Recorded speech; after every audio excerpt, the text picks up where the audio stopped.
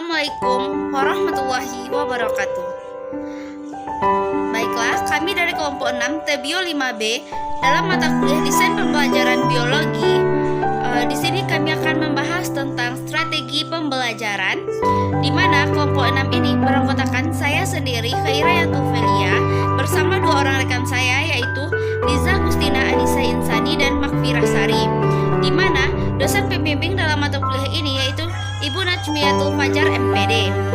Nah, pada pertemuan kali ini kita akan membahas tiga pokok pembahasan. Yang pertama yaitu menjelaskan pengertian strategi, pendekatan, metode, dan model pembelajaran. Yang kedua, menjelaskan jenis-jenis metode dan strategi pembelajaran. Yang ketiga, memilih strategi sesuai dengan tujuan dan materi pembelajaran. Baiklah, pertama kita masuk ke pengertian strategi, pendekatan, metode, dan model. Dimana sebelum kita membahas lebih lanjut, kita harus mengetahui pengertian pembelajaran terlebih dahulu. Pembelajaran merupakan suatu sistem yang bertujuan untuk membantu proses belajar siswa yang berisi serangkaian peristiwa yang dirancang dan disusun sedemikian rupa untuk mempengaruhi dan mendukung terjadinya proses belajar siswa yang bersifat internal. Selanjutnya kita masuk ke pengertian strategi pembelajaran. Dalam dunia pendidikan, strategi itu diartikan sebagai plan, method, or series or activities designed to achieve a particular educational goal. Jadi, strategi pembelajaran dapat diartikan sebagai perencanaan yang berisi tentang rangkaian kegiatan yang didesain untuk mencapai tujuan pendidikan tertentu.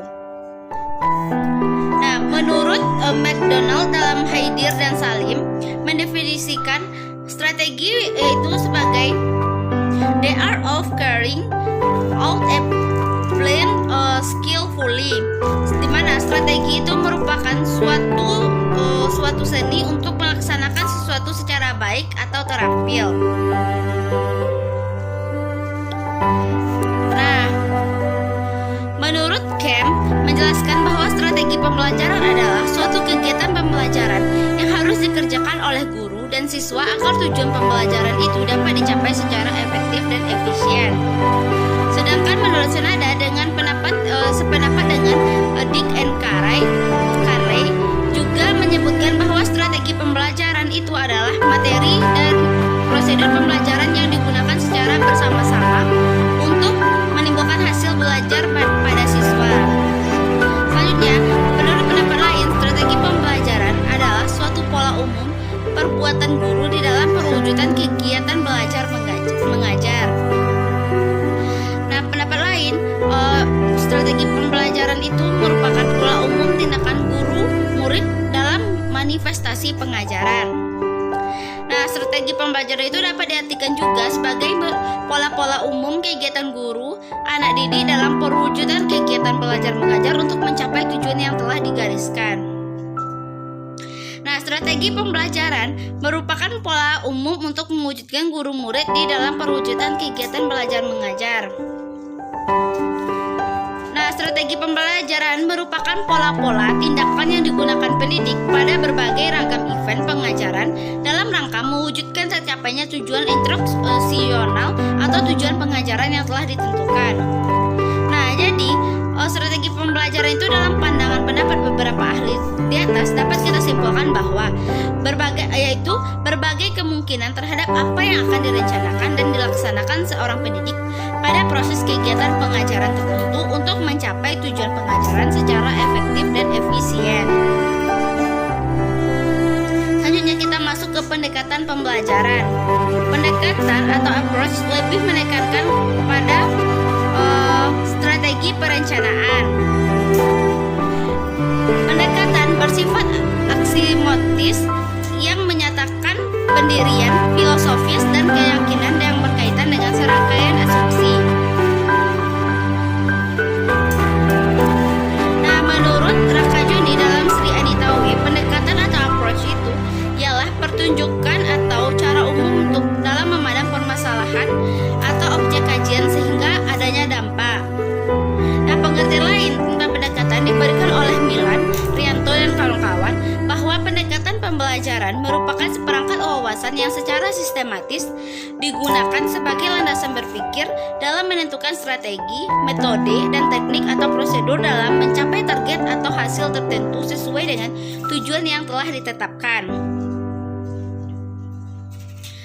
Nah, pendekatan atau approach ini lebih merupakan kerangka filosofis yang menjadi dasar pijak cara yang ditempuh seorang untuk mencapai tujuan seperti pendekatan humanis, liberal, teologis, kuantum, dan lainnya.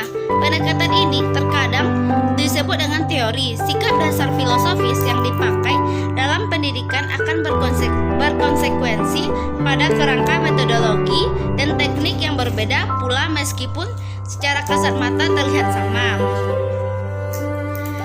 Nah, dapat disimpulkan bahwa pendekatan pembelajaran merupakan titik tolak atau sudut pandang terhadap proses pembelajaran yang sifatnya masih sangat umum dan filosofis, di mana di dalamnya itu mewadahi, menginspirasi, menguatkan, dan melatari metode pembelajaran dengan cakupan teoritis tertentu guna dapat mencapai tujuan pembelajaran yang telah ditetapkan.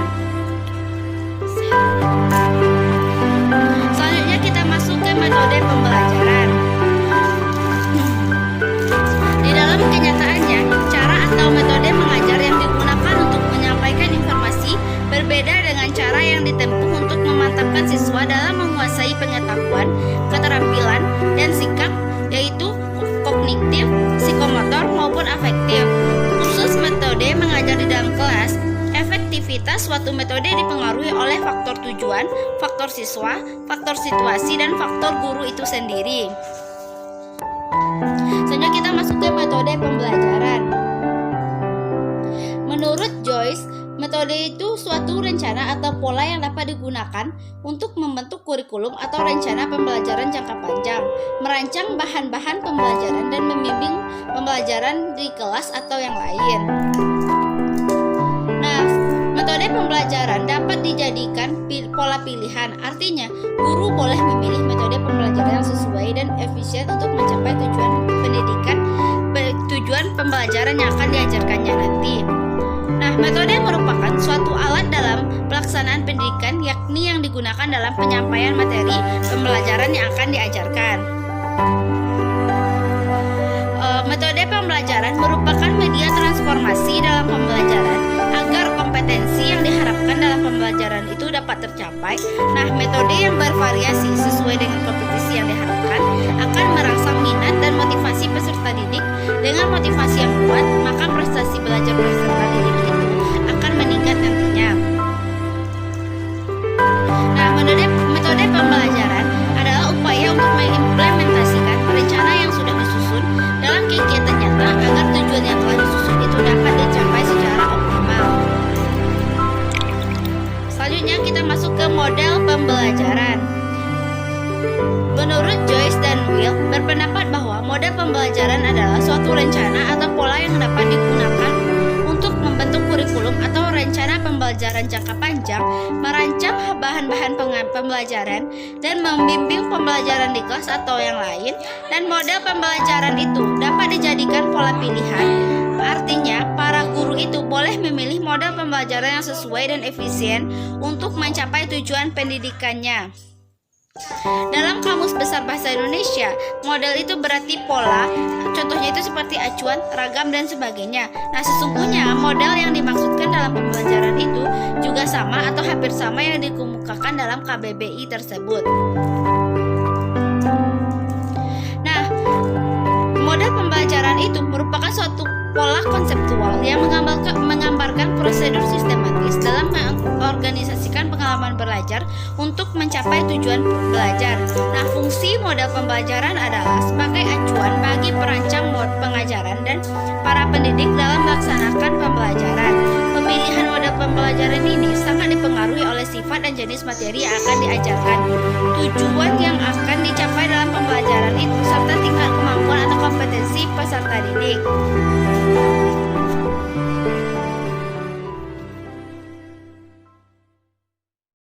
Jenis-jenis metode dan strategi pembelajaran. Metode belajar. Yang pertama, metode ceramah. Metode ceramah yaitu cara menyampaikan informasi secara lisan yang dilakukan oleh sumber belajar kepada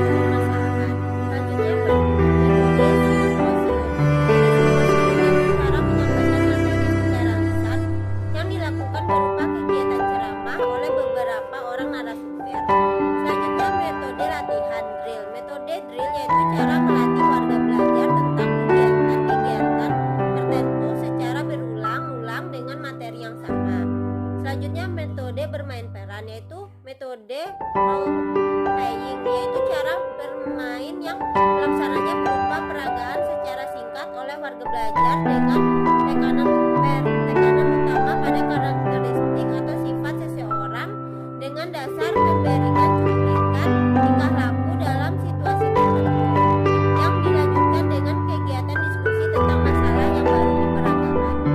Strategi pembelajaran. Strategi menyampaikan fakta.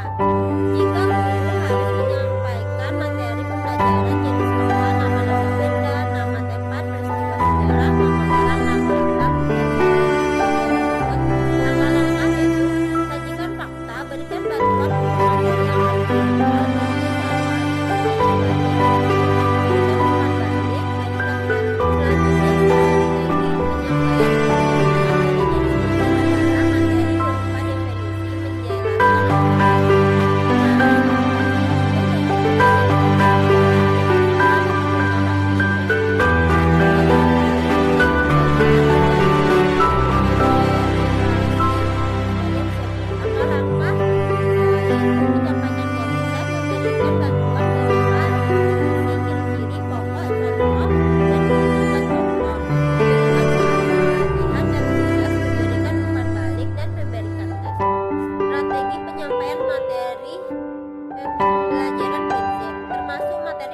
yang jenis prinsip adalah dalil, rumus, postulat, teorema, dan sebagainya berikut. Langkah-langkah: sajikan prinsip, berikan bantuan berupa contoh penerapan prinsip, berikan soal-soal latihan, berikan umpan balik, dan berikan tes. Selanjutnya, strategi penyampaian prosedur. Tujuan mempelajari prosedur adalah agar siswa dapat melakukan atau mempraktikkan prosedur tersebut, bukan sekedar paham atau hafal. Termasuk materi pembelajaran jenis prosedur adalah langkah-langkah mengerjakan suatu tugas secara utuh. Langkah-langkahnya itu menyajikan prosedur, memberikan bantuan dengan jalan, mendemonstrasikan bagaimana pelaksanaan prosedur, memberikan latihan untuk praktik, memberikan umpan balik.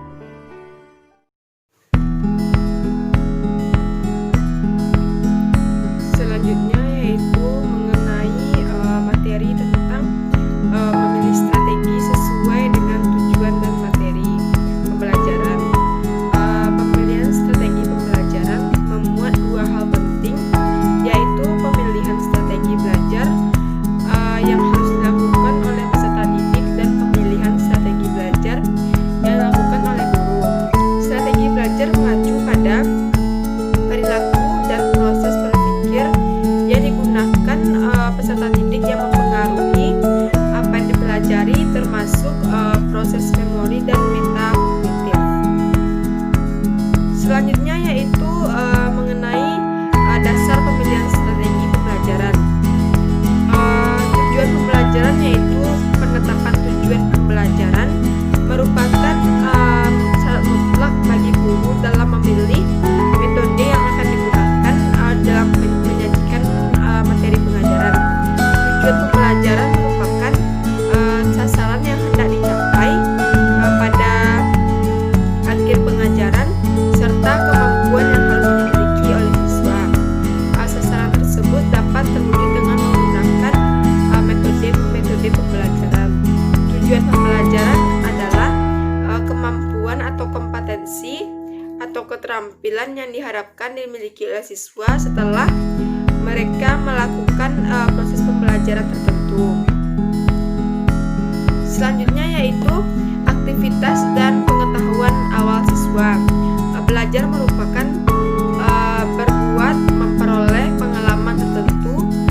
sesuai dengan tujuan yang diharapkan. Karena itu, strategi pembelajaran harus dapat mendorong aktivitas dari siswa. Aktivitas ini tidak dimaksudkan hanya terbatas pada aktivitas fisik saja, akan tetapi juga meliputi aktivitas yang bersifat psikis atau aktivitas mental. Pengetahuan awal dapat berasal dari pokok bahasan yang akan kita ajarkan.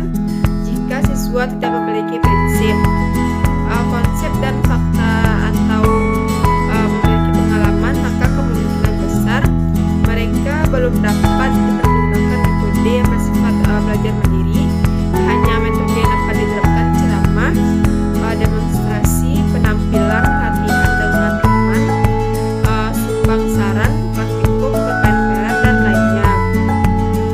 Hal-hal yang perlu diperhatikan yang berkaitan dengan karakteristik peserta didik adalah yaitu kematangan mental dan kecakapan intelektual. Setiap peserta didik memiliki karakteristik yang berbeda dan unik satu sama lainnya. Kematangan ini dimiliki juga berbeda meskipun ditinjau dari aspek usia sejajar atau sama. Oleh karena itu, dengan adanya strategi ini maka harus benar-benar bermanfaat sesuai dengan tingkat kematangan dan kecakapan intelektual dari peserta didik tersebut. Yang kedua yaitu kondisi fisik dan kecakapan psikomotor. Pemilihan strategi pembelajaran ini juga disesuaikan dengan kondisi fisik dan kecakapan psikomotor tersebut dari peserta didik, di mana kecakapan psikomotor ini meliputi gerakan-gerakan jasmani seperti kekuatan fisik, kecepatan koordinasi, dan fleksibilitas. Selanjutnya yaitu umur, merupakan hal yang perlu dipertimbangkan di dalam pemilihan strategi pembelajaran. Selanjutnya yaitu tentang jenis kelamin. Meskipun dalam pelaksanaan proses pembelajaran tidak ada perbedaan antara peserta didik laki-laki dengan peserta didik perempuan, namun terkadang ada juga perbedaan dalam hal-hal lain, seperti misalnya minat dan cara belajar siswa, kebiasaan, kecakapan psikomotor, dan perhatiannya terhadap pembelajaran yang sedang diajarkan oleh guru. Selanjutnya yaitu tentang integritas bidang studi atau pokok bahasan. Mengajar bukan hanya mempertimbangkan kemampuan kognitif saja, tetapi juga meliputi pengembangan aspek afektif dan aspek psikomotor. Karena itu, strategi pembelajaran harus dapat mengembangkan seluruh aspek kepribadian secara terintegritas. Selanjutnya yaitu tentang alokasi waktu dan sarana penunjang. Waktu yang tersedia dalam pembelajaran pemberian materi pelajaran 1 jam lamanya yaitu sekitar 45 menit. Maka metode yang dipergunakan tidak dirancang setelah dirancang sebelumnya, termasuk di dalamnya perangkat penunjang pembelajaran. Perangkat pembelajaran itu dapat dipergunakan oleh guru secara berulang-ulang seperti transparan, card, video pembelajaran, film, dan lainnya. Selanjutnya yaitu tentang jumlah siswa. Idealnya metode yang kita terapkan dalam kelas perlu mempertimbangkan jumlah siswa yang hadir, rasio guru dan siswa agar proses pembelajaran tersebut menjadi efektif. Ukuran kelas menentukan keberhasilan, terutama pengelolaan kelas dan penyampaian materi. Selanjutnya yaitu pengalaman dan kewibawaan dari pengajar tersebut, di mana guru yang baik tersebut adalah guru yang memiliki pengalaman. Hal ini diakui juga oleh lembaga pendidikan, di mana kriteria guru berpengalaman ini dia telah mengajar selama lebih kurang yaitu 10 tahun. Maka bagi calon kepala sekolah boleh mengajukan permohonan menjadi kepala sekolah apabila ia telah mengajar minimal 5 tahun lamanya. yaitu pemilihan strategi pembelajaran yang akan digunakan dalam proses pembelajaran harus terorientasi pada tujuan pembelajaran yang akan dicapai. Lalu selain itu juga harus disesuaikan dengan jenis materi, karakteristik peserta didik, situasi maupun kondisi pada saat proses pembelajaran sedang berlangsung. Yaitu kriteria yang digunakan dalam memilih strategi pembelajaran dapat berupa yaitu berorientasikan pada tujuan pembelajaran. Tipe perilaku ini apa yang diharapkan dapat tercapai oleh peserta didik siswa tersebut. Yang kedua yaitu pilihlah teknik pembelajaran yang sesuai dengan keterampilan yang diharapkan dapat dimiliki oleh saat bekerja nanti. Lalu gunakan media pembelajaran yang sebanyak mungkin memberikan rangsangan pengetahuan pada peserta didik sehingga peserta didik tersebut saat belajar berlangsung tidak merasakan bosan, tidak mudah cepat berpikiran keluar dan dapat fokus kepada pembelajaran sedang berlangsung. Dan itulah dari materi mengenai pemilihan strategi pembelajaran yang sesuai dengan